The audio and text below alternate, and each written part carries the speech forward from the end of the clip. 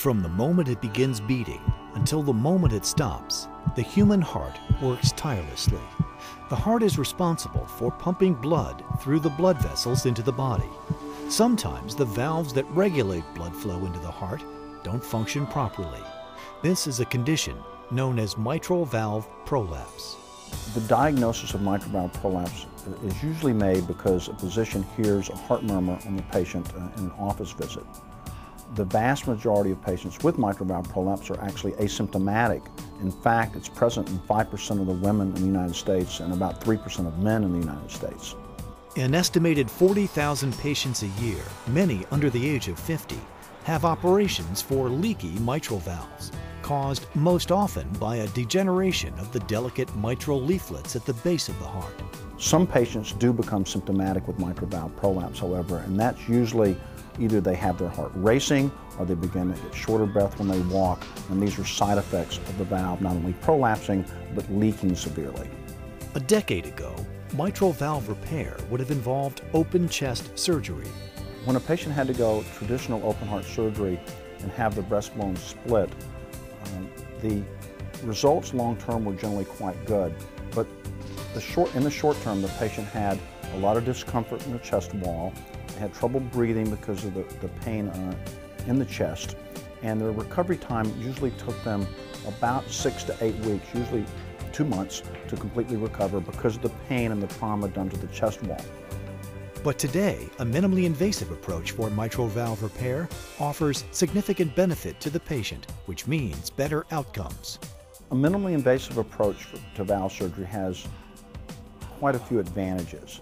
The most prominent advantage is that the patient recovers much more quickly. In fact, they can get back to full activities within 3 or 4 weeks as compared to 2 months with a traditional open surgery. There's less pain, there's less risk of infection, there's less need for blood transfusions, and their overall recovery just goes quicker.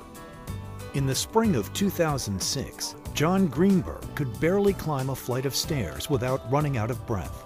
It became increasingly difficult for me to get around. I had a hard time walking up the stairs at Grand Central at the end. I mean, I would get winded.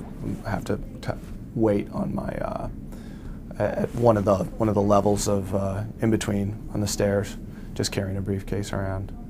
Upon being diagnosed with mitral valve prolapse, John had his valve repaired by Dr. Aubrey Galloway, chairman of cardiothoracic surgery at NYU Langone Medical Center. John had severe prolapse of the mitral valve with severe leakage of the valve.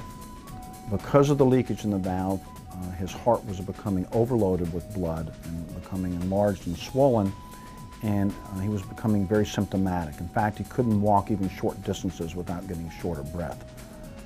So in his case, it was very important that we get the valve repaired and we get it repaired soon so that we could return him back to normal heart function and normal physical activities.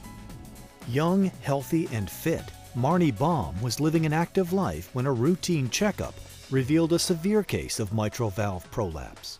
It all started, I went in for a routine physical, and the doctor asked me if I had a heart murmur, and I said no, that I hadn't heard, no one had mentioned that to me previously, and the doctor recommended that I went and saw a cardiologist. So through several tests with a cardiologist, I was diagnosed with mitral valve prolapse with severe regurgitation. Marnie immediately sought out a surgeon who could do a minimally invasive repair, allowing for minor incisions and a speedy recovery. After an extensive search, Marnie also selected Dr. Galloway. Marnie's case was something that we're now more frequently seeing, and that she was really completely asymptomatic when we saw her, yet her valve was leaking severely. About a year after surgery, John Greenberg, who couldn't climb a flight of stairs, climbed Mount Kilimanjaro.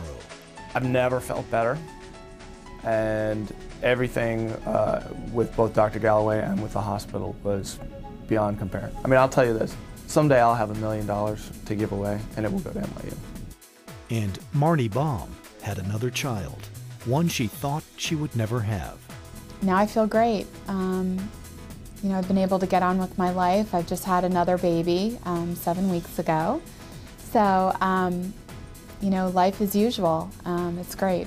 No complications from the surgery, no complications with my heart. I've been able to just take on my life as I want, and it's been wonderful.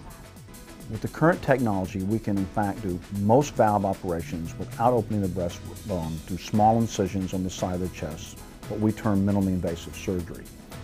And this has had tremendous advantages for all of our patients. Younger patients recover more quickly after minimally invasive surgery. Our older patients, the advantages are even more, because in older patients, less invasive surgery means less pain, and the older patient can recover much more quickly. In fact, in the last 10 years, we looked at older patients, patients who were in their 70s, 80s, and in some cases even 90s, where we did valve replacement surgery. And when we looked at the patients that had minimally invasive surgery, it cut their operative risk in half. So the advantage of having a smaller incision in an older patient is greatly magnifying beyond just convenience of pain. It actually improves their survival. For more information, contact the NYU Department of Cardiothoracic Surgery or visit its website today.